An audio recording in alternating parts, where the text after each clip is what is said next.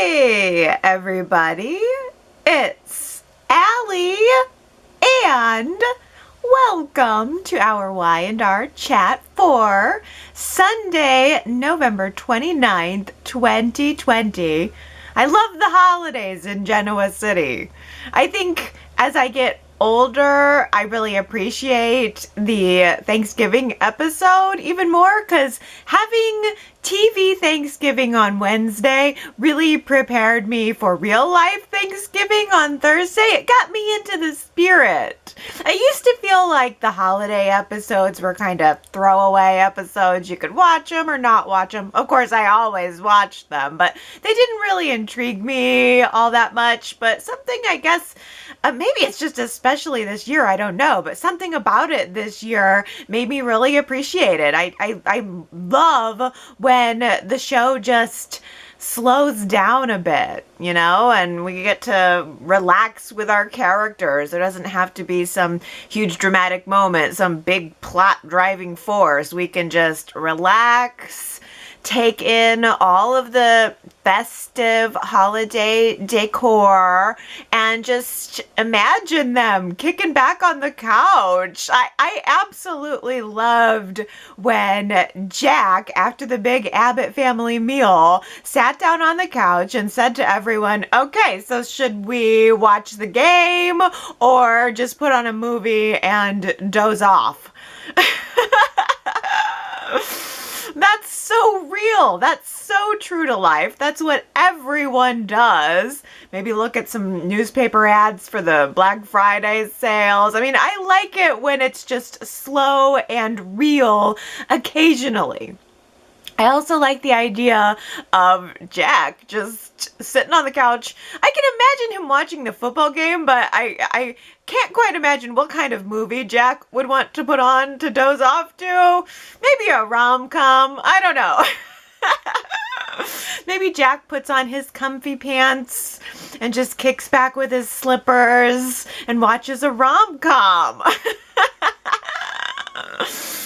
But it's like, I remember when we first came back from the classic episodes, Nikki had this very famous line of saying, Genoa City has never been a sleepy little town. And so there is something very appealing about thinking of the characters in their sleepy little slumbers for even just a day. If only Mamie could have been there to rouse everyone out of their holiday slumbers, maybe with another round of dessert. I hear she makes an amazing apple party salad. Could you even believe it? Mamie was mentioned at both the Abbott and the Hamilton Winters Thanksgiving households this year. We haven't heard Mamie's name in forever. I don't even remember the last time we heard anything about her. And all of a sudden, she's the name on everyone's lips. I can't help but think that perhaps it was sparked by all of the mentions of Mamie by the fans while the classic episodes were airing. She was in a lot of episodes, and a lot of the fans were saying, hey, I remember Mamie, I like Mamie, what happened to her? So maybe this was Y&R's nod to that. Ooh, wouldn't it have been just incredible if we actually could have seen Mamie?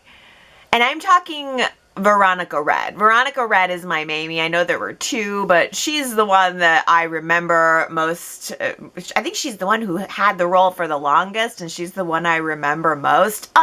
If Mamie just would have walked into the scene, that would have really knocked my Thanksgiving socks off. I was completely charmed by just the idea, even, of Lily thumbing through Mamie's old recipe box. That was such a cool touch. Thanksgiving is about family and it is about tradition, and the food and the recipes are part of that, and it reminds you of the people who aren't with you. And I just thought that was a really nice touch. Lily was great this week, announcing to her two stray family members that all of the dishes on the menu this year were Mamie's original recipes, and this is what she was doing to try to bring the family together. I was so impressed with Lily. She brought the family together, and I was also jealous that she was able to pull off all of that cooking while still looking so flawless. Lily was in Devon's kitchen, splattering butter all over his walls, and then she still managed to float out into the living room looking flawless in her clothes, flawless in her makeup, flawless with her hair. Whereas all day I smelled like the onion that I cut up at 8 a.m. I did not look flawless. I did not smell flawless. It was not pretty. And once again, reality cannot stack up to fantasy for me. Oh. Lily probably didn't even need to use an oven to cook the Hamilton Winters turkey, because the heat coming off of Devon's head when she revealed that she invited Nate over to his house for Thanksgiving was probably enough to roast that bird. I'm thankful for that, though. I mean, honestly, Lily looking at Devon and Nate like they were both being children, just looking at them and saying, look, you two, Dad has been gone for over a year and a half. Hillary has been gone for longer. Why are we doing this? We should know better than anyone that change can happen in an instant. So why are we wasting our time being mad at each other? We're family, and life is too short to waste that precious time. She really pulled it all together. She really had a great message for them both. And then she just sneakily slipped out the front door, leaving them to load the dishwasher on their own. I say hooray for Lily. She was the hero of Thanksgiving Day, if you ask me. And those scenes between Devon and Nate played so very real to me, because sometimes you're just stuck with your family, whether you like them or not, no matter how much bad blood has gone under that bridge. And Lily forced both Nate and Devon to suck it up, do those dishes together. And it was awkward, but you know, Nate went ahead and accepted a glass of Devon's finest cognac and dealt with it. And they just accepted that, all right, today hasn't fixed anything or everything, but maybe it is a first step.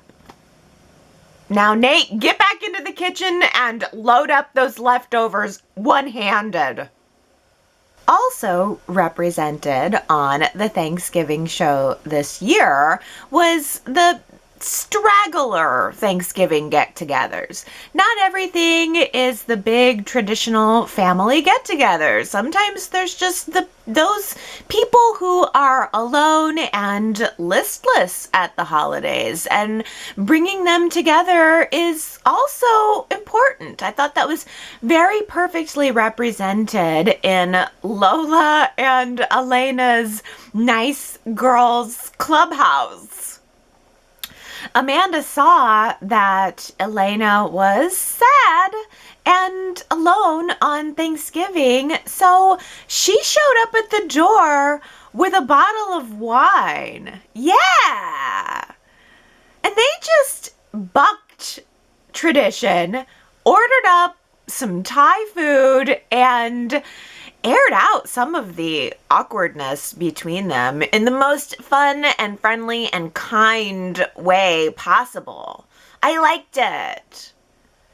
I mean, I can't help but feel that maybe Amanda has her own reasons for encouraging Elena to pursue her feelings for Nate. Amanda straight up told Elena, don't worry about dating Nate because it's going to hurt Devon's feelings. Devon is going to be fine. Subtext, I had a date with him last night, and trust me, I'm going to make sure that he's fine. I'm surprised that Elena didn't pick up on that, but I think Elena's coming around to realizing what she really wants, and maybe it's right. Maybe it's right for her. I mean, Lola showed up at the door, and then both Lola and Amanda started tag teaming on Elena a little bit, helping Elena think about how she's going to transition away from her past mistake, away from the life that, she thought she was going to have with Devon, but to help her, more importantly, transition into a new future and who and what she wants for that future. And as soon as the other girls left, Elena texted Nate to tell him Happy Thanksgiving. And we didn't see a follow-up to that scene, but I think we can still see and know that it's pretty much a first step toward the beginning of the Elena-Nate true love story. Before she finds out that she's pregnant and the whole thing blows up again. In the same way that Lily pulled a fast one and invited Nate to the Thanksgiving meal, Jack pulled a fast one and invited Summer to the Abbott family Thanksgiving meal. Kyle and Summer are just two perfect pies in a box. Pumpkin and pecan. I think Summer's the pumpkin and Kyle is the pecan because he's a little nutty. No, maybe it's opposite. Maybe it's that Summer's the pecan because she's a little nutty and Kyle is the pumpkin because he's pretty smooth. I don't know. You'll have to let me know which you think is which. Really do like Kyle and Summer. I know I've been hard on them, but I do think deep down that they love each other, and I do think that they make a good team. I just wish that they could make up their minds. And who knows, maybe Thanksgiving night will be the re-beginning of their relationship, because after Summer left the Abbott family party, Kyle followed her and he slipped her his room key and they met up in his hotel room to profess their feelings of love for one another. It's nothing new. The feelings are there. We all know it. They all know it. I think the feelings are not really what's recently been in question. What's been in question is, can Kyle and Summer just commit to one another and stop overthinking all of the X factors? And I do mean X factors, as in exes, as in ex-girlfriends, as in Lola. And now that Lola has probably been banished to the society kitchen forever, maybe they can overcome it. But then there's Sally. Sally wants something. And Summer has something that Sally wants, the JCV job. And knowing what I know about Sally, she is probably not going to stop at anything to get it. So the writing on the wall is that Sally is going to eventually become a problem for Summer and Kyle, that Sally will maybe steal Kyle away from Summer. But the fact is, Sally can only become a problem for Kyle and Summer and their personal relationship if one of them lets Sally become a problem. And so far, I haven't seen that. So far, Kyle has passed the test. This week, he had a very chilly first meeting with Sally. They bumped into each other at Society. Sally was clearly sniffing around Kyle, trying to get some information about Summer and about JCV, and Kyle had her number right away. He saw right through her, and he found a very passive-aggressive way to tell Sally to back off. There's plenty of room for her at Fenmore's. She doesn't need to be asking questions about Summer or be concerned about JCV at all. He says it and he just kind of walks away, leaving Sally with this Murphy look on her face. So, either Kyle's love is true for Summer, and we have seen and are seeing him pass the loyalty test, or the more cynical soap fan in me thinks, that first meeting between Kyle and Sally, it was so cold that it makes me think there's nowhere to go but heating up.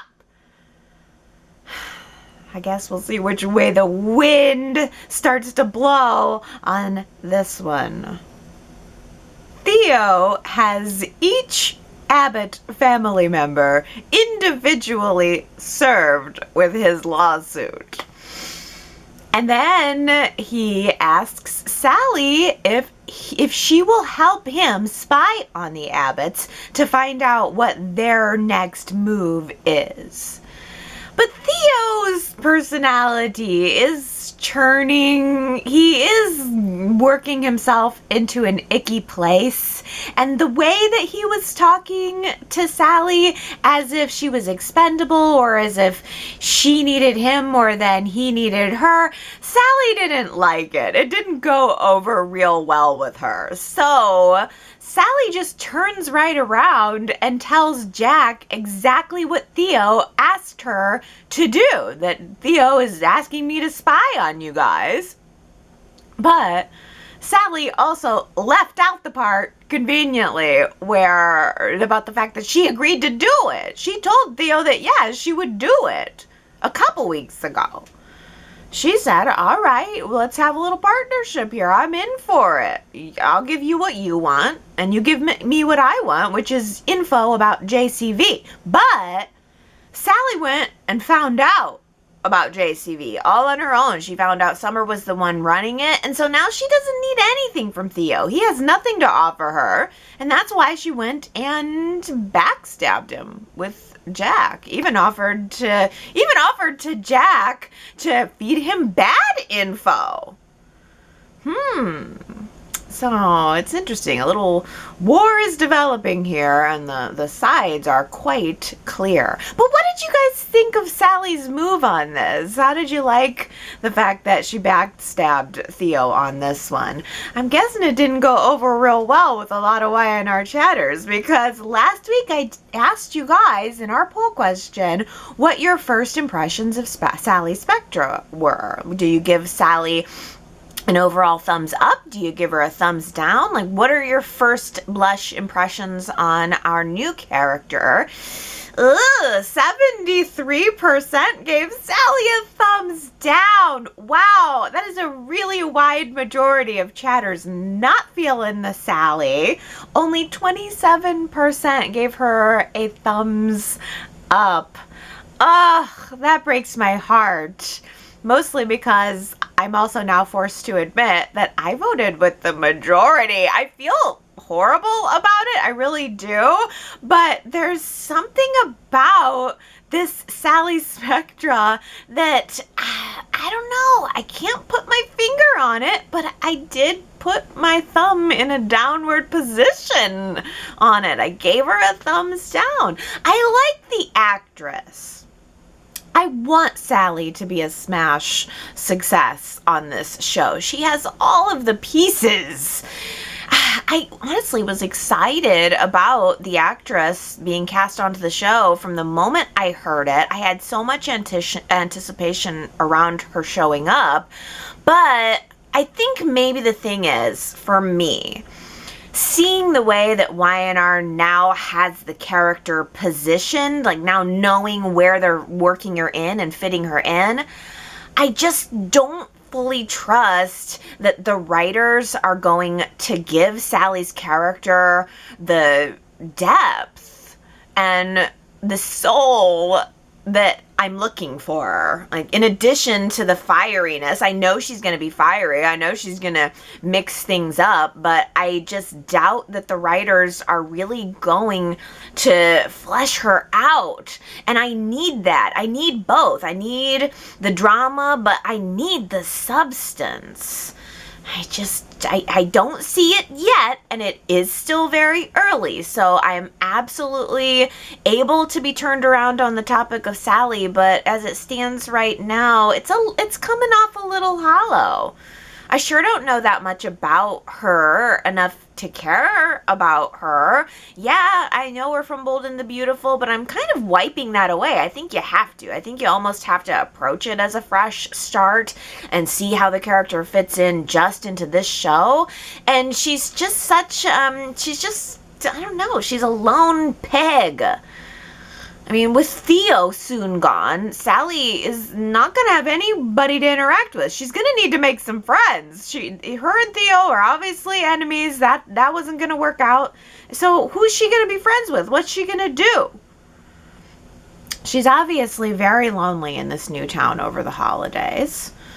You know, and she needs some friends. She needs something other than stirring up the drama. There's got to be more. We keep having these scenes where Sally is having a conversation with Coco. That's her sister. Coco is her sister. I mean, even that's hitting a little hollow. I mean, I feel bad for Sally being alone in a new town on a holiday. It would be nice if maybe they had her bump into Mariah and any on-screen character, Sharon, bump into somebody in the main cast at the coffee house instead of giving us a phone call that alludes to a character that I don't know. But I don't know. I give Y&R points for still trying to keep up the continuity of the character by having her mention her sister. Maybe that's Y&R's way of indicating that they plan to cast some family for Sally in the future to flesh her out more. Next week is Abby and Chance's wedding! Yay for a happy, happy wedding. I'm totally ready for it. And in the previews, we saw both Jill and Nina at the Chancellor Mansion. Yay! This is going to be good. Chance is getting married at the Chance Manch. Yes! Yay! With his mom and his grandmom there. This is going to be so good. And what was up with that preview? Oh my gosh, Abby is locking herself in the bathroom, telling Mariah that she can't do this to Chance. Do what to Chance? I must know. Do what? Get married before telling him that she's pregnant? Or get married before telling him that she's realized that she can't get pregnant? I don't know. Maybe it's nothing. Maybe it's just last minute cold feet. But what could she possibly be that cold feet about after all of this anticipation? I'm almost wondering, the scenes of Abby in the bathroom crying and Mariah outside the door, is there any chance that those scenes were filmed in order to stretch out the wedding? Since we know that Danny Boaz was out with coronavirus, maybe Y&R just needed to fill in some space until he could get back? All right. We can go ahead and do a stand-in chance for a couple of minor scenes, but Y&R cannot build all of this anticipation for the Abby and Chance wedding and then have a stand-in for the groom. No, I have been through too much this year. You have been through too much this year. The fans want the real full wedding with all of our normal players. No camera trickery except for the kiss. All right, I get that. The kiss the bride can be a camera trick, but I need to see Melissa Ordway. I need to see Danny Boaz. Not that the stand-in wasn't all right. I mean, I don't know. What did you guys think of the stand-in chance?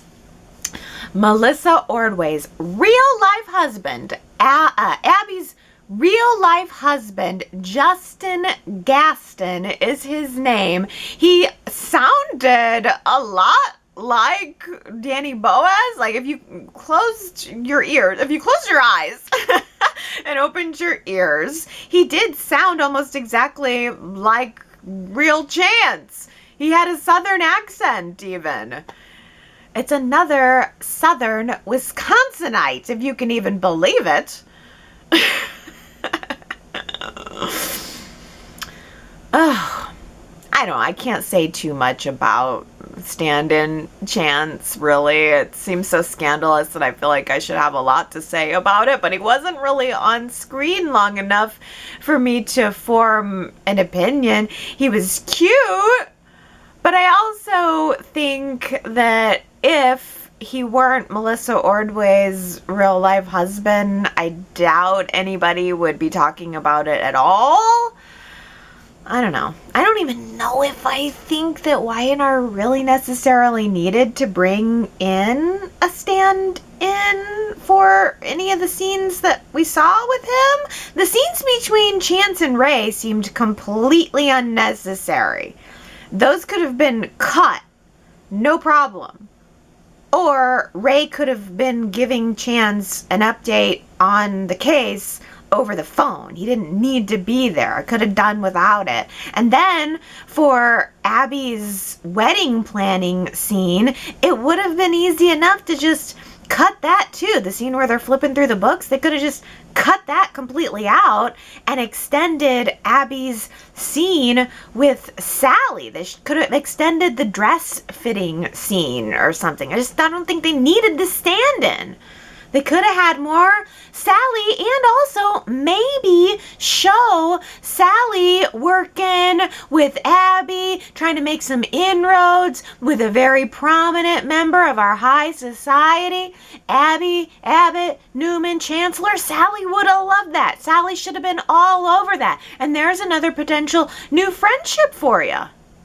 I do really like being able to participate in Abby's wedding planning process, though. That's fun. I like flipping through the books. I like seeing the tape measurer and thinking about, all of the pieces of this wedding. It feels that Abby and Chance's wedding is ours, the fans. This is our wedding. Abby's just planning it. She has all of her current friends in line, Mariah and Devon. I was wondering too this week, weren't Abby and Lily best friends at one point? I could swear that Abby and Lily were shown to the audience as besties, always hanging out. And then Lily's not even involved in the planning. Is she even invited to the wedding? I'm pretty sure that they were best friends. And Lily's brother is officiating the ceremony. I have to tell you again how adorable I think it is that Devon became ordained to perform the ceremony. I just think that it fits Devon's personality to be the ordained minister of Genoa City. I could see Devon, honestly, being a youth pastor or something. He's a man of the cloth for sure. I can see him in that role. It's funny. It's a funny notion, and I think it really works. Maybe the title of ordained minister has already gone to Devon's head, though, because he seems almost in a very reflective place in his life. He's rethinking some of the decisions that he's made. He is running scenarios in his mind. He was talking out loud with Mariah this week after he announced his ministerhood, saying that he's trying to figure out who it is that he should be blaming for the situation that happened to him. Was it Elena's fault? Was it Nate's fault? Was it his fault? I mean, Devon didn't exactly intend to cause Nate potential permanent damage to his hand, but that is exactly what he did. And then there's Mariah. Always a bridesmaid, never a bride. Literally. Mariah is going to be a bridesmaid in 2 weddings just this year, while her own wedding is the one that she should be planning. And now Kyle has also asked her to be his bridesmaid at Jabot. Mariah is going to be taking Summer's old job as Kyle's right hand of marketing or whatever, head of marketing, whatever. And all that really means is that Mariah is going to be running interception in the Sally, Summer, Kyle story. Blur, blur, blur, blur, blah. I think Mariah needs a story of her own. And I'm also not sure that Mariah is a good fit for Jabot.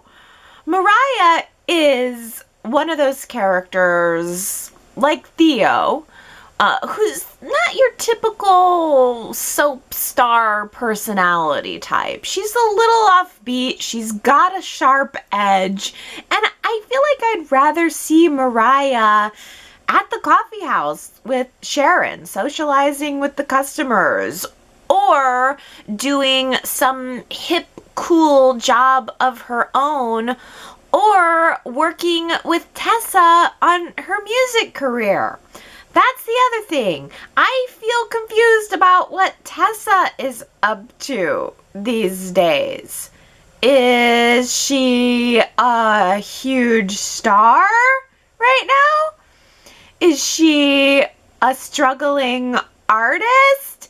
I don't know. I could have sworn that Tessa decided to give up the world touring to stay in Genoa City and be with Mariah and just play local gigs, focus on her relationship, but she's never around. And this week, Mariah called Devon out for drinks and admitted that she's very lonely and she's happy to now have this job at Jabot because she was kind of tired of being a stay-at-home girlfriend. So, is Tessa so wildly successful that Mariah didn't have to work and now she's just working for some extra cash and something to do? I'm confused. I wish that Y&R would either give us Mariah and Tessa or break them up and give Mariah a new story. Or, look, if we need to take a complete break from Mariah for a while, I can do without her on the canvas if she's not offering anything beyond nosiness and bossiness. Oopsie, Phyllis accidentally spilled the beans to Sharon about Nick scolding Faith for drinking and having a hangover.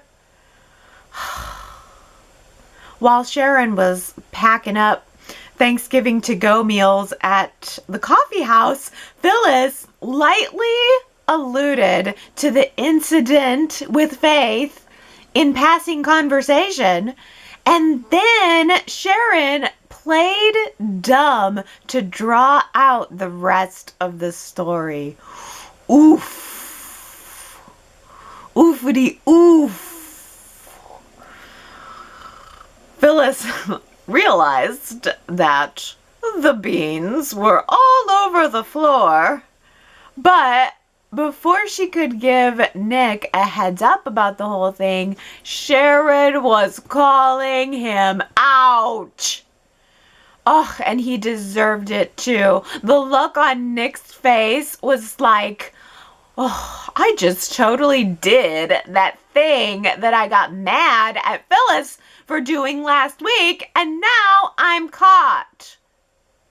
I cannot believe that it seems like Nick was not planning to tell Sharon at all. He was going to keep it from her completely so as to not upset her. That is not right. That's not right. Cancer or no cancer, Sharon has a right to know what is going on with her daughter. Faith lives primarily with Sharon, and Sharon needed to know that information so that she could keep an eye, a tight eye, on her daughter's activity. Like maybe put bars on the bedroom windows or something so that Faith cannot sneak out to any more meetings in the park with Jordan. I don't know, but Sharon needed to know. And when she did find out, her reaction with Faith, her talk with Faith, was every bit as heartfelt as Nick's was last week. But somehow I'm starting to come around to the realization that Faith is not being completely honest. It's like every time Faith gets caught, she says all of the right things, and she has this way of bringing the authority figure around to her way of understanding, and that's just like Jordan taught her to do. We saw Jordan teaching Faith how to get around these corners. So Faith always has this way of spinning it so you feel bad for her, and that makes me think that she is still actively and masterfully manipulating everyone. And that there's more going on with her than just peer pressure and drinking. Billy's vice is drinking and gambling. And how dare Jack be concerned that Billy, being a suspect in a murder investigation and having to step down from the job that he loves, would cause Billy to have a relapse. I know I'm hard on Billy every single week. I know it and I feel it, but am I the only one who thought that Billy's reaction to Jack's concern at the Abbott Thanksgiving was completely childish? Jack was just worried about his brother, just wanting to offer him something else to focus on, a consulting job at Jabot. But Billy interpreted that as Jack trying to keep an eye on him or doubting that he would stay on the wagon. And Billy hates that. He hates that his family's always got the hawk eye on him, thinking the worst of him, that he's going to start gambling again, that he's going to spiral out of control. Well, sorry, that's what you get when you're all the time spiraling out of control. Forgive us for being concerned about you. In Billy's defense, of course he is going to stay on the wagon right now. He's got something fresh and new and shiny and sparkly to be addicted to. Lily. Billy is charming as all get out. I like Jason Thompson. I think he's super sexy. I can't deny that Billy is got a wow factor. He just makes me so angry. I just want to shake him. made a special stop-off at Chancecom to ask Lily out on many dates. He's not working there. He doesn't need to be abreast of anything that's going on. He just stops by Chancecom to ask Lily out on many dates. Many of them. Like tonight, tomorrow, and hereafter. He wants more kissins and more datings. He don't just want one date. He wants many dates, all the dates, and all the kissins, and then later on all the more love-ins. The thing is, he's got such an addictive personality. That's what it is. He has an addictive personality. It's just whatever he chooses to focus it on. I honestly can't believe that Billy could possibly be thinking about anything else besides potentially being arrested for murder. There is nothing else that would be on my mind right now. But then again, maybe it's good that he has something or someone else to focus on. Ray tells Billy that the bullet they pulled from Chance came from Billy's gun, and then that gun was found in a dumpster right outside the Chancecom building. How convenient. Well, Billy says, what gun?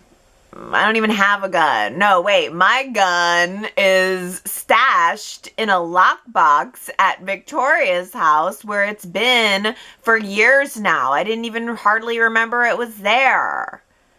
I mean, it's not like somebody broke into Victoria's house and knew to go looking deep in Victoria's shoe closet for a locked box where I keep that old gun. Come on. That is some stealth precision right there. I mean, they were in it. Whoever took the gun was in and out in 30 seconds before the alarm company could even get there. How did somebody know that that gun was there? Deep in the closet in a locked box. They went straight for it and got out in 60 seconds. Like, that's like a military operation.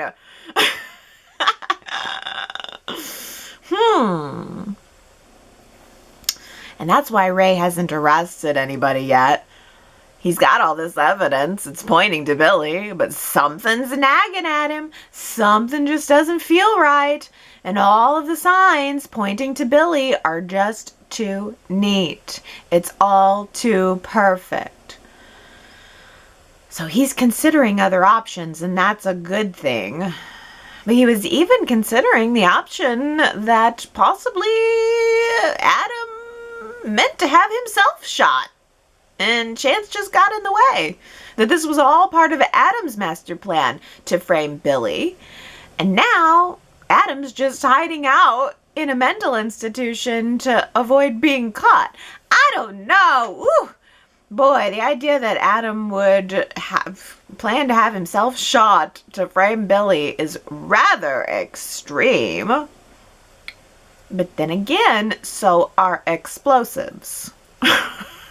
Explosives are also rather extreme. When Chelsea realizes that Adam is missing, she hunts Sharon down first thing for answers. Chelsea knows right where to go, right to Sharon. And Sharon tells Chelsea what she and Victor have done and that it's for Adam's sake, that it's all for the best. They're helping him. Chelsea then goes to Victor, and Victor refuses to tell Chelsea specifically where Adam is. And I am sure that Chelsea is racked with guilt right now, knowing that she is totally framing Billy for shooting Adam. And instead of that working out to help Adam, Adam is now trapped in a mental institution. Adam is now tied to a bed, and not in a good way. Not in a way that involves Sharon and or Chelsea. I'm sure Adam would be happy if he was tied to a bed with Sharon on one side and Chelsea on the other side, but that's not what's going on here. He's shackled. He's sedated and shackled. Right this very minute. This holiday weekend. He's lying there in that bed shackled to it. Oh, Lord. I have to be honest with you. In all of the time that I have been seeing Adam talking to his 11-year-old self, I didn't interpret it as Adam actually seeing his younger self or having a hallucination of some kind. I thought that was just Y&R's creative or artistic representation of Adam's internal dialogue, but maybe he was actually hallucinating that the child was there. Because while Victor was visiting Adam in the hospital, the little guy shows up and he starts to defend Victor and to implore Adam to accept this help. And Adam starts shouting at the walls, "Shut up, shut up." Oh, no, that was a total nail for Adam. I mean, as soon as he starts shouting out, Victor, without even saying a word, just hangs his head, steps out of the room, calls the orderly, and someone comes in and violently and forcibly has Adam restrained and sedated. That doesn't seem realistic at all. I know this is fantasy, but that doesn't seem right or realistic at all.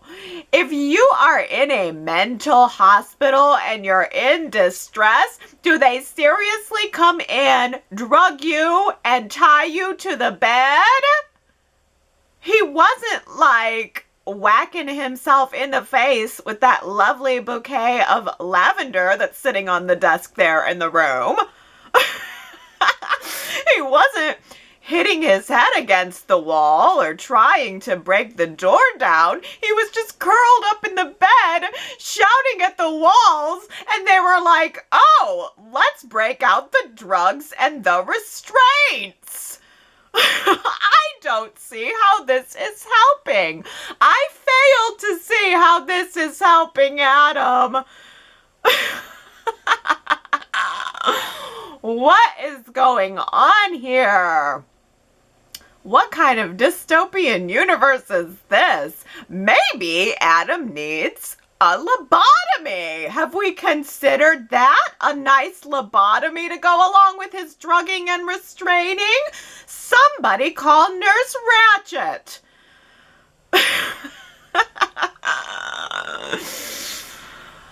Forget that. Somebody call Chief. Where's Chief? Because I think I might rather see somebody put a pillow over Adam's face than continue to watch him suffer like this.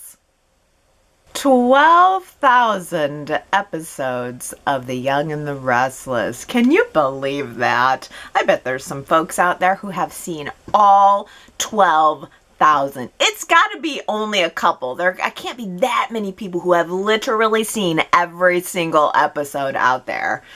Man, that's a badge of honor if you have. I mean, shoot, if you got 11,900 episodes, that's a badge of honor too. Hard to believe though. I mean, goodness. 12,000 episodes, not all of them great. Some of them so phenomenal that I see them and I think, yes, I think I shall watch this show for the rest of my life. Yes, I think I'll go ahead and dedicate my life to this. And then other episodes are definitely like, what am I doing with my life? But hey, everything else aside, 12,000 episode celebration happening around Abby and Chance's wedding, that's pretty good.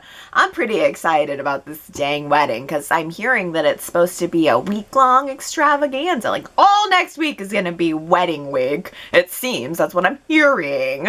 And it seems like we're going to see some familiar faces. It sounds like there's going to be some ups and some downs, some tears and some laughter and some joy and some smoochins. Well, not some smoochins. Some camera trickery smoochins, but I love it. I'm all for it. I thought maybe it would be fun this week if we, in the spirit of 12,000 episodes of Y&R, talk a little bit about our favorite story genres. Because, as I say, some of the storylines that we've had in 12,000 episodes, I've just loved. I've just connected with. They've really, in some ways, even just been very impactful on my life. And then there are other stories that I haven't been as much of a fan of. You know me. I don't particularly like the health dramas. I don't like when somebody gets sick. I don't like medical drama. Don't particularly like crime drama. I think I lean more toward liking the stories of corporate drama or even just the love stories. So I popped up a poll at yrchat.com this week with a few genre types that I thought maybe you could choose from to let me know what is your favorite type of story genre to see on The Young and the Restless. What are you in it for most? Because I think as time's gone on, I really like the love and romance. I just like a love and romance lighthearted moment. It's funny side note, I was at my mom's and dad's house a couple of weeks ago, and they had this show on the TV.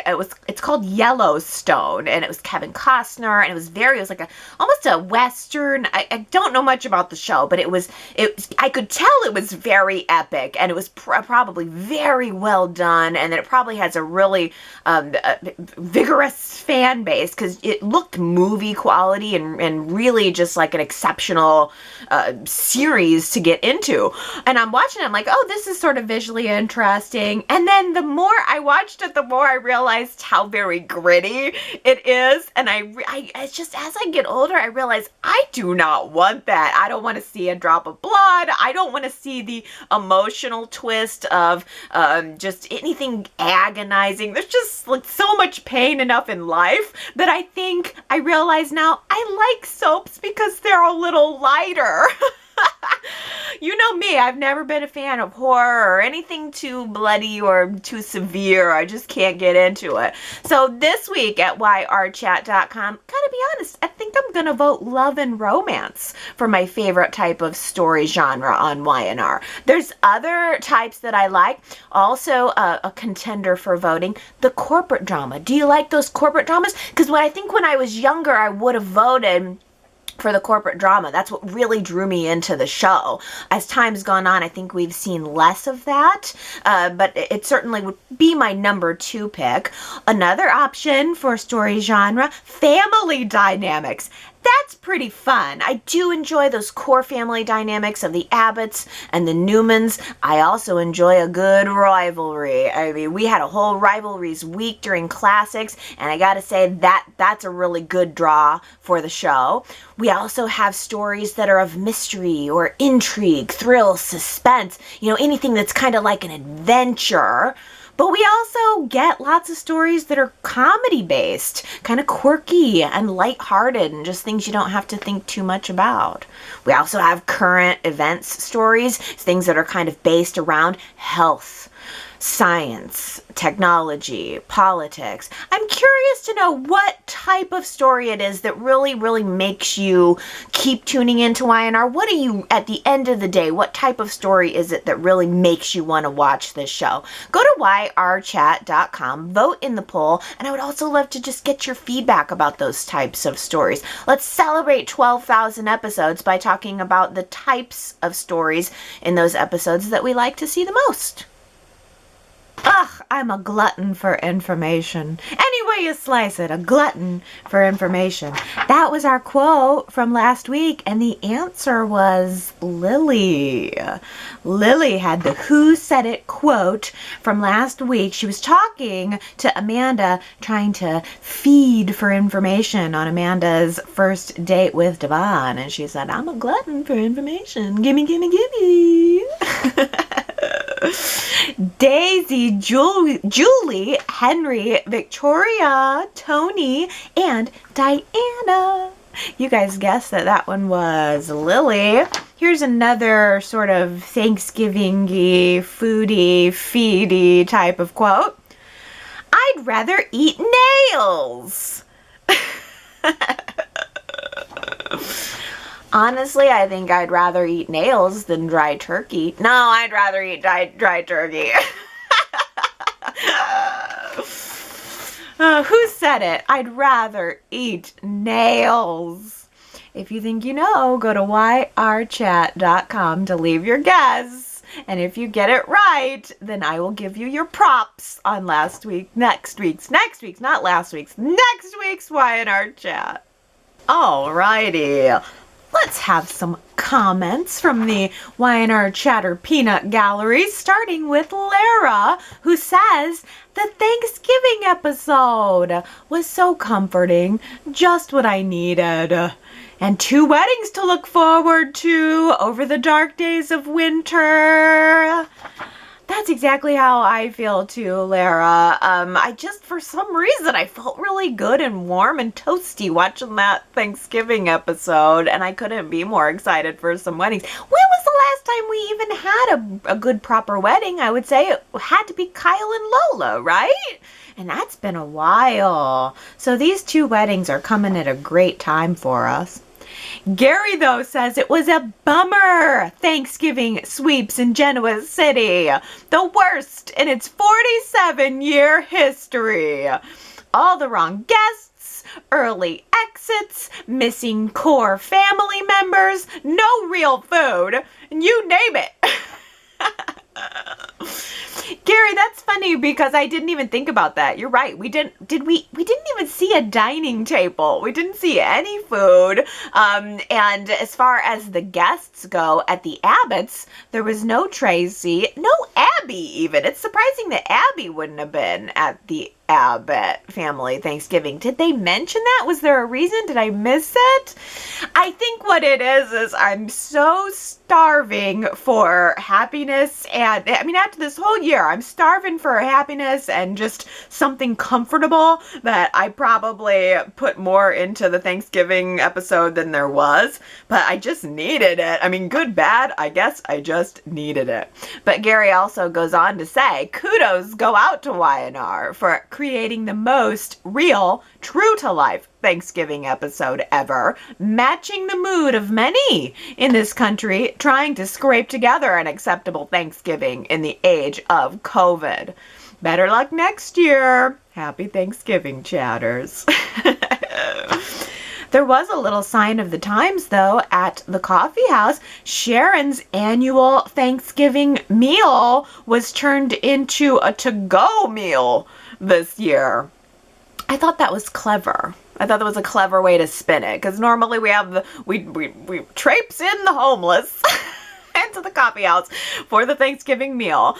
My greatest dream on Y&R for a role would be to be one of those homeless people. I really want to, for someday, wouldn't that be amazing if they could toss a flannel on me, because I'm from the Midwest, toss a flannel on me, a hat with a hole, some fingerless gloves, and then I just kind of shuffle my way into the coffee house for my Thanksgiving meal. Boy, that would be a dream come true. But I thought it was an interesting turn that they just said we're doing to-go meals, because a lot of places do that anyway. I have a client who does a Thanksgiving to-go box, and I think it's delivered, and this was long before COVID, so it kind of works, right? It all kind of worked out in that way. Well, Michelle says, on Wednesday's episode, I counted 2 separate references to Mamie. You don't even hear that name quite as often as I think we should. First, it was Jack in the opening scene talking about how Mamie always said the hardest thing about coordinating was a big feast with the timing.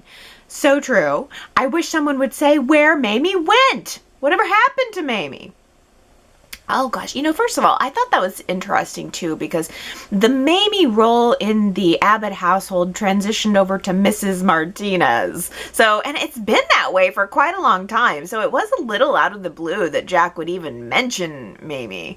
Would have been nice if they would have mentioned what happened to her, as you say, Michelle. We got the fact that Lily was going through the recipe box made me think, I hope she's not dead. I hope the implication is not that she's dead, because why else would Lily have Mamie's recipe box? Why doesn't Mamie have Mamie's recipe box?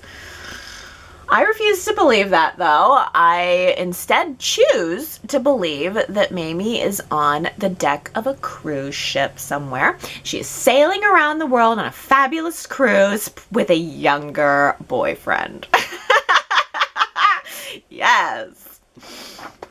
Well, Sandra says, what I wouldn't give to get my hands on Mamie's recipe box. My 99-year-old aunt passed away this summer, and when we had to clean out her house, I went straight for the handwritten recipes tucked away in an old manila envelope. Forget the rest. That's all I wanted.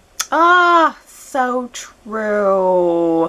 Recipe boxes are such a little touch. I really appreciated that touch, because it is something that really connects the meal into the family, into the love. It's an interesting tradition that we have. And I mean, people don't really write down their recipes in boxes or, on cards the way they used to. I have to admit, I use allrecipes.com and I keep a lot of my recipes online, but I have recently started printing them out. Where I fall short is not making notes on them, and then I just make the same mistakes year after year, and I'm like, why didn't I write that down? But this year I did make some notes on my physical hard copy recipes. But back in the older days too, it was probably even a little more experimental. I mean, it's easy enough to download a recipe, but back in the day, you can't just go online to get a recipe. A good recipe is something that really is as good as gold.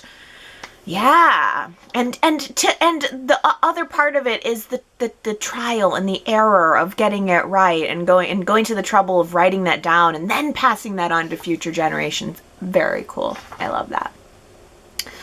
Ellen says, does Lily have any children anymore? They've been erased at a pretty young age. College age, right? They would be home for Thanksgiving. Yes, Ellen, there's some more missing family that Gary was talking about. They mentioned the twins, and I think saying that they were off at college or something, but it doesn't really make sense as to why they couldn't have been there. Yeah. Ellen also says Nate could easily press criminal charges and sue in civil court as well. There were witnesses, cameras, slam dunk. Yeah, how about that? If everybody showed up at that Hamilton Winters family Thanksgiving and Nate served Devon with a lawsuit, criminal charges, yeah, and suing in civil court too, yeah, I agree. I think I preferred them having one day of peace, only because I do enjoy that the holiday episodes slow down and I don't have to focus on so much drama. I can just enjoy a relaxing, chill episode. But I think you're absolutely right. There were witnesses, there were cameras. He absolutely could sue Devon. And that's another thing that I think draws me into Nate's perspective on this whole thing. He did something wrong. Absolutely. He took responsibility for it, though. And there are so many signs all around that Nate would have an opportunity to go get at Devon. If he wanted to sue him, he probably darn well could. I mean, he certainly darn well could. I don't know if he'd win, but he certainly could. And we've seen time and time again that Nate's choosing to not want to hurt Devon. I think that shows part of his character. He did something bad, but it wasn't because he wanted to hurt Devon. It was just a mistake. We all make them. Diana says, I enjoyed the scenes with Nate and Devon at the apartment. It was really unexpected. It was funny when Devon asked Nate if he'd be able to help load the dishwasher, and Nate made a funny remark about having to use one hand. I like that Y&R is bringing some humor to the storyline. I laughed about that too. Nate has a lot of jokes about his hand. He's full of them. He's got nothing to do all day but sit around and think about jokes that he can make about his one hand. Because he also said something like, sure, I'll go in and stir the gravy one-handed. I guess Nate's finding his own way to rub it in, right? Victoria says, what a nice heart-to-heart between Elena and Amanda. I also enjoyed Lola coming in to join the conversation. Hopefully these conversations help Elena decide what she wants. Honestly, Victoria, I'm hoping that Amanda and Elena can also help Lola decide what she wants. I think Elena's gonna get there. Am I the only one that is so focused on Lola right now? I just see the writing on the wall for her. And especially as this whodunit storyline creeps up, I happen to think that Ray is a real potential suspect, and I could just see Y&R writing off Ray and Lola in one fell swoop, and I sure hope that doesn't happen. I'd like to see Lola stay on the show. Didn't they have a scene where Noah came on and had a little bit of an interaction with her? Maybe that was an indication of a plan they had, and maybe they weren't able to follow through with it, but who knows, maybe they still could. Astra backing me up here saying, what happened to Lily and Abby's friendship? I liked them as friends, and if the powers that be would have had them reconnect since Lily had been back, we could have had Lily as her maid of honor instead of Mariah. Oh, yeah. Lily and Abby. And Lily could have been standing up for Abby on her big day. The Mariah thing doesn't fully fit. Maybe it's me, but I'm feeling like Mariah's not fully fitting. There's just something off about Mariah. She's in a lot of scenes, but she's not doing a whole lot. And I'm losing connection with her. I'm losing track of who she is. It's like they're really throwing her out there. And I like her. I like the actress. I want her on the show. But it doesn't fully connect with me as to, why she would be Abby's best maid of honor. Something's off there. Am I alone? Leslie says, ooh, I want new Chance to come play on my TV screen every day. Very easy on the eyes, and at first glance, a good actor. Nothing against regular Chance. This guy can play anybody. Heck, make him Theo if the actor was their problem. And I did not think that I would want anybody else as Theo. Make him a new character. I like Robert Adamson, but he could be Noah too, or somebody new. Oh, we were just talking about Noah, so who knows? Well, I don't know. I just don't feel like I got to see New Chance enough to really get a sense of him. The first episode that he was on, I think I was just blown back by the newness of it all. It was just pure shock value. And then the second scene was just him smooching up with Abby, and I guess it just felt like I didn't need it. But yeah, I'd still rather have Theo than new guy. That's just me. Jamie also says her real life hubby is super handsome and charming. I wish he would join the show as a new character. Also, I'm loving the steamy closeness that this temp situation is giving to Abby and Chance. Oh, so there you go. Yay, I'm glad that you guys love New Chance and you're feeling it and you loved him enough to want him on the show. Hooray for that. What else do we have here? How about Gary, who says, for me, Billy Boy Abbott was not welcome at the Abbott family table, no table.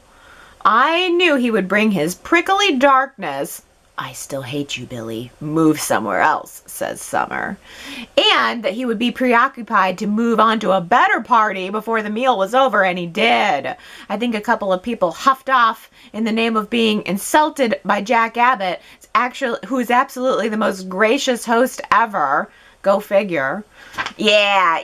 I'm glad I wasn't alone in feeling like Billy was a jerk there. But also, more importantly, I gotta say thanks to Y&R for making some room for that scene between Summer and Billy. Maybe if you weren't watching at the time, you might have forgotten that those two have quite a past. Summer spent a lot of time trying to seduce Billy, who was dating her mother, Phyllis. And then Summer was relentless.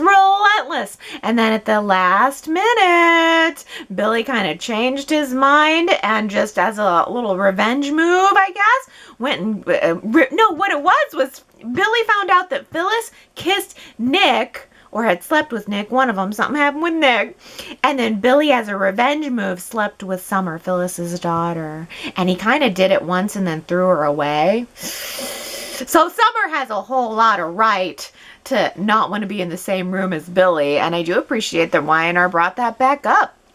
Diana says that too. The scene with Billy and Summer at the mansion for Thanksgiving where Summer tells Billy she still hates him reminded me that Nick still doesn't know what happened between them. Will Nick ever find out how Billy used Summer to make Phyllis jealous by sleeping with her? It would be very interesting to see how Nick would react to this information. Phyllis could use it to her advantage if she ever needs to blackmail Billy for anything, which I'm sure she will one day. Nick would be livid to know that Billy and Summer had a one-night stand purely out of spite on Billy's end. I wonder if Y&R ever plans to let this information be known to Nick. Oh, yeah, Phyllis totally could have told Nick. She tells Billy all the time. Phyllis has definitely used this to blackmail Billy more than once. At a certain point, it's like, all right, Phyllis, you've used this card a couple of times. Let's give it a rest. But what a great point that Nick doesn't know anything about it. That could be some fireworks. Oh, we have a lot of comments on the Sally poll. Giving Sally the thumbs up or the thumbs down. Far larger majority giving Sally a thumbs down. Tony says, simply, the character is the B&B type. Over the many years, the characters are different. The quality of both shows is excellent, so is the casting, but the crossovers don't work. Eric and Lauren have gone back and forth for a day or two during a fashion show. That works. Sheila is an entity, and her Y&R presence was not as workable on B&B. She's a Y&R character. And actors have been on both shows, but as different characters, Brad, Bill, Donna, Grace. Sally is a B&B character. I politely vote that she can go back to LA. Oh, is that how people are feeling? That she just sort of has that, she's more LA and she doesn't quite fit into this sleepy little Genoa City? Astra says, I voted that I'm not feeling Sally. I haven't watched Bold and the Beautiful in like 15 years, so I don't know anything about the character. But so far, I'm not impressed. I don't know if it's her or the fact that we're losing Theo in favor of her. At least we knew why Theo did some of the things he did. Sally just seems like she's owed everything, and watching her be manipulative to get what she wants without any backstory is not interesting to me.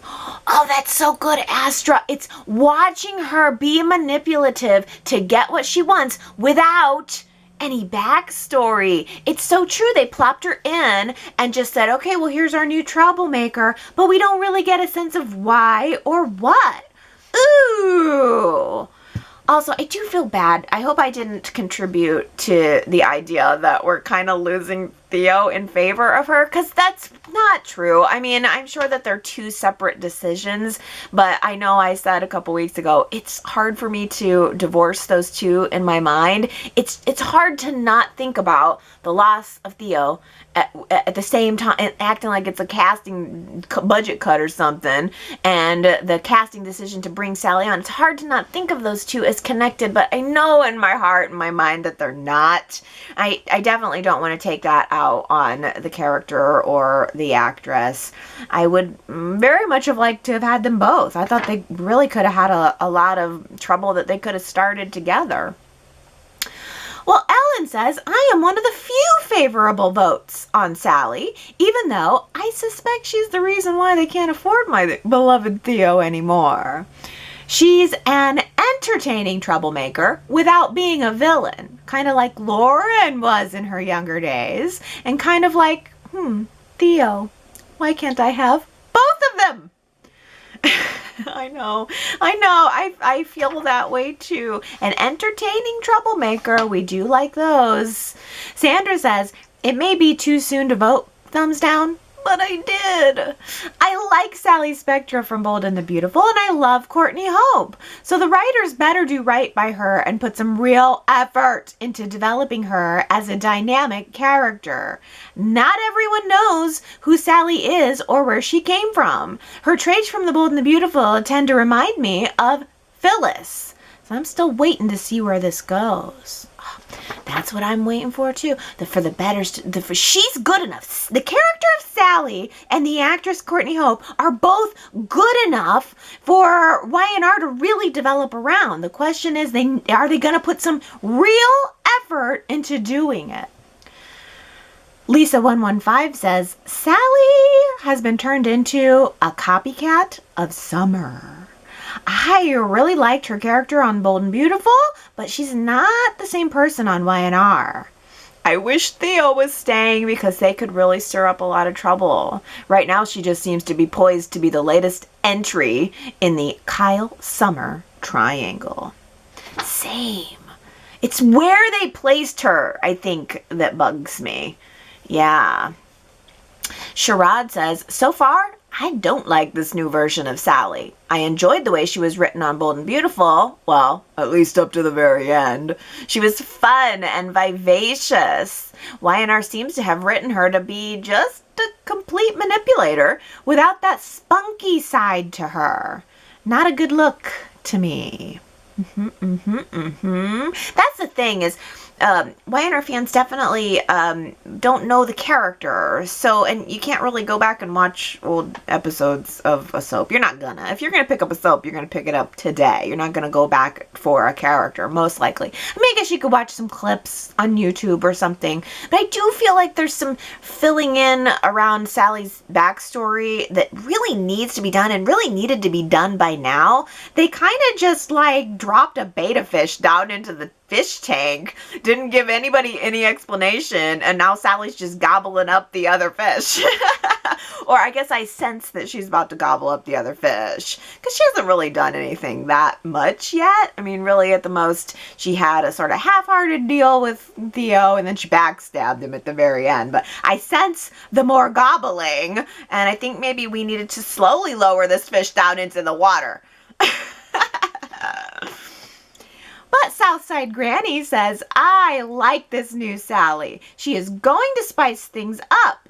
When she played Sally on Bold and the Beautiful, she became very deranged and obsessed before her exit on that show. She's going to do a great job on Y&R. Yes, maybe she will. Maybe we'll get there. That she will, in the very near future, be spicing things up in a good way. I do want to give her a chance, and I hope I didn't open up that poll too soon. I just wanted to kind of know if other people were feeling like, kind of the way I was, honestly. Well, Diana says, I'm looking forward to Theo suing the Abbotts for Dina's estate. I can't help but wonder what the outcome will be. I hate how Kyle is always griping about Theo like a spoiled little brat. I hope Theo gets more than just the pen and then leaves town. I would like an outcome that will allow Theo to come back on the show anytime. Maybe Theo will get enough of an inheritance that will allow him to start his own little company that could compete with Jabot somehow in the future. I would like that too. I would like the door to be left open for Theo. I really thought we would have maybe gotten a little more progress on Theo's story by now.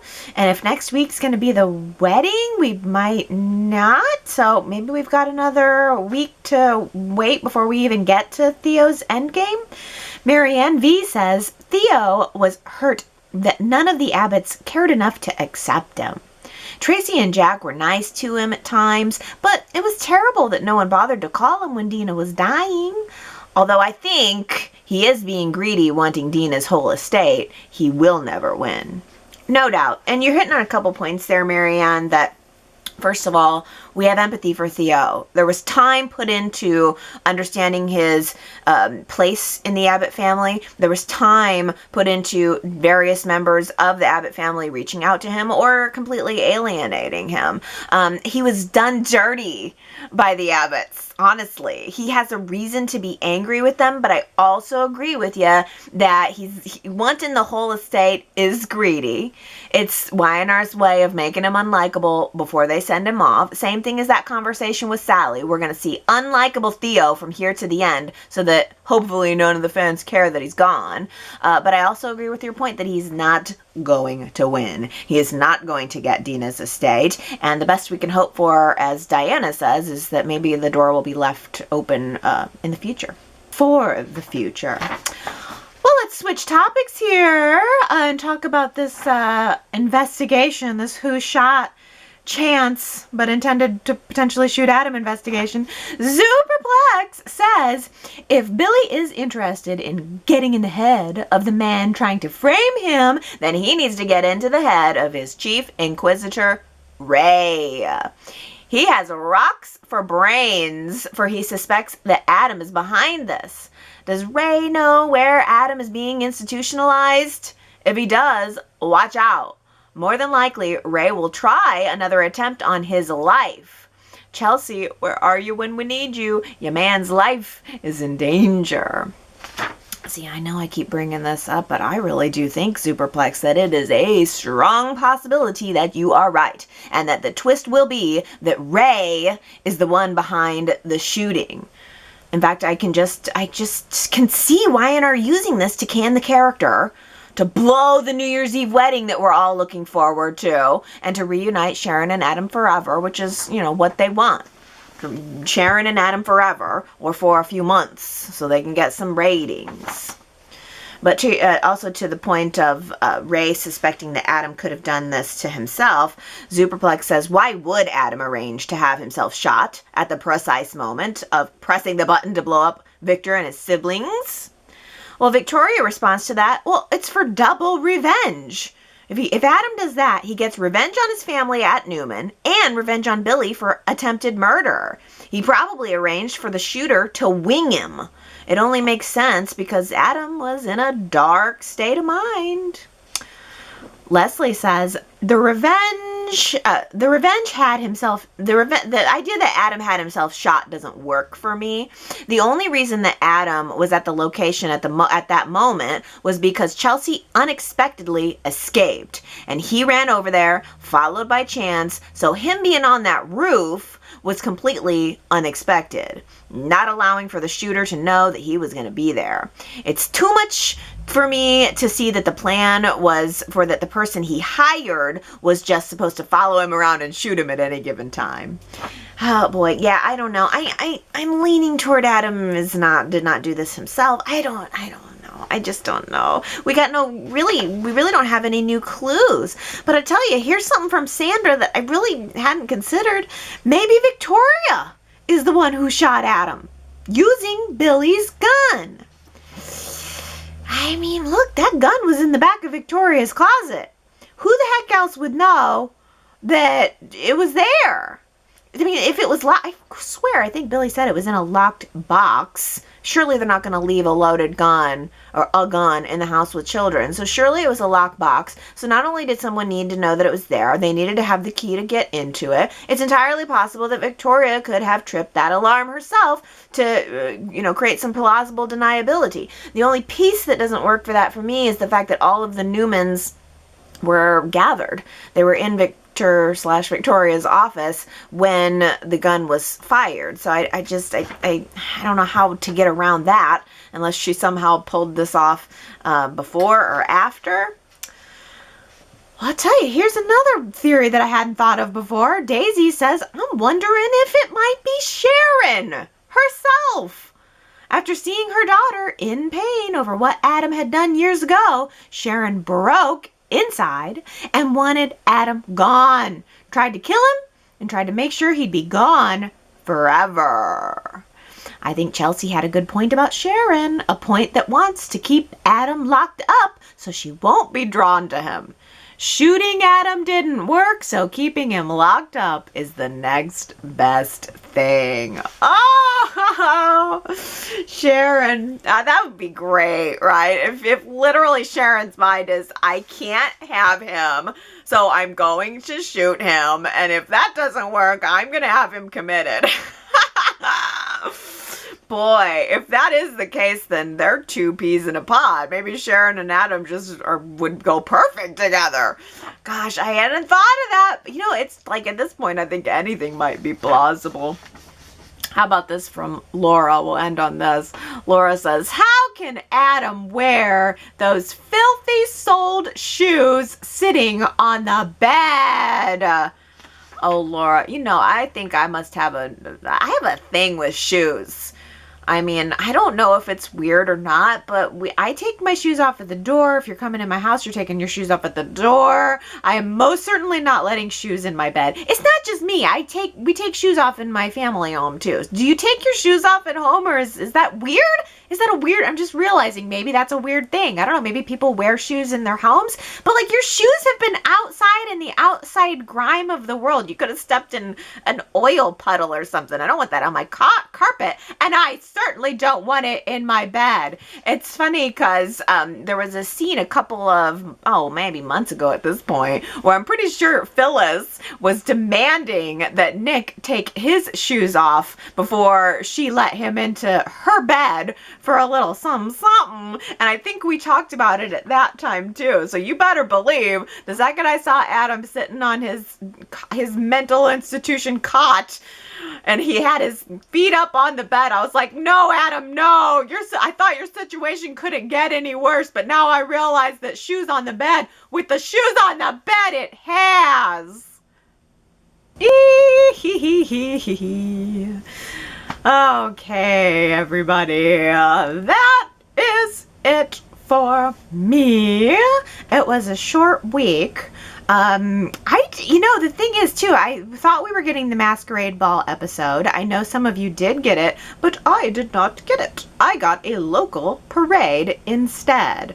But I have to be honest with you, even if that Masquerade Ball was going to air, I was not going to watch it. I already knew in my heart, I'm not watching that. I need a vacation day where I'm not thinking about Y&R more than I need the Masquerade Ball, because also I'm pretty sure that the Masquerade Ball was the first classic episode that we aired when the preemptions happened in the spring. I think we had one Friday episode of the Masquerade Ball, and then we got into the Catherine the Great week and all of the theme weeks that followed. So I loved all those classics, but let me tell you, I needed a little bit of a break more than I needed to see the Masquerade Ball again. And I got it. I got a pretty good little break. I had a good Thanksgiving. It was definitely different, definitely muted, but I got my pies made, and I gotta tell you, I was really disappointed with my pies this year. I look forward to making a pie. It's just something I don't get to do. I have no occasion to make a pie. It's a holiday thing, and so since I only practice once a year, I guess I need more practice, and I just wasn't really happy with how they turned out. I made 2 apple pies. I made 1 apple pie for the Thanksgiving meal, and then I made 1 apple pie for the leftovers, because if I gotta eat those leftovers again, I at least want to have a piece of pie to look forward to at the end of all of it. And my filling was awesome. My crust recipe was awesome. But the thing is, I spent like 3 days prepping and preparing for these freaking pies. I'd made my little edges all cute and everything. They looked so cute before they went in the oven. I put them in the oven, and I feel like I haven't really worked out my oven yet and how, its sensitives and its temperatures and its quirks. But here's the problem, and there's a life lesson in this. The oven timer goes off. I know that the pies are close, and I'm watching them like a hawk. And the whole time, I'm watching the center of the pie. I'm keeping my eye real tight on the center of that pie because it was a Dutch apple, and I wanted that crisp, so it's the apple pie filling and then a crumble top, and I wanted that crumble top to get the right level of brown. So the whole time, I'm watching that center of the pie, watching the center of the pie, watching the center of the pie, and while I'm watching the center of the pie, the edges got away from me. And by the time I pulled out the pie, those edges were not burnt, but they were overdone. So keep your eye on the whole pie. That's the lesson. That is the lesson that I learned this Thanksgiving. I mean, at least I took something away from it. Keep your eye on the whole pie, not just one part of the pie. It's so me. I'm always so zeroed in and so focused on like the one thing, and then something, and then I don't have my eye on the bigger picture. Ugh, that got me. Ugh, got me. But I will say it was still tasty. It didn't stop me from eating both pies. Didn't stop me from eating pie. Burned or no burn. It wasn't burned. It was overdone. Overdone or not overdone, I still ate the pie. It's kind of a good scenario for Y&R too. I mean, look, 12,000 episodes. Some of these episodes done been burned. And some of these episodes are good and perfect, and I've eaten them all since 1993. I've eaten them all. Go to yrchat.com. Tell me what your favorite types of episodes are. Tell me how your Thanksgiving was. I would love to hear from you guys. And I will be back next Sunday to chat about this wonderful wedding that is coming our way. I love ya. Have a good week. Bye.